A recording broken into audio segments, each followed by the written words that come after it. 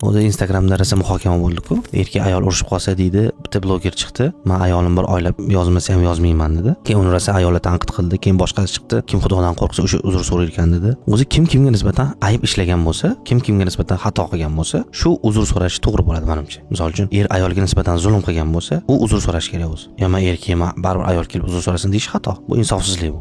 Masalan, ayolingizga nisbatan zulm qildingizmi, nohaqlik qildingizmi, bo'yningizdagi ish bajarmadingizmi, misol uchun.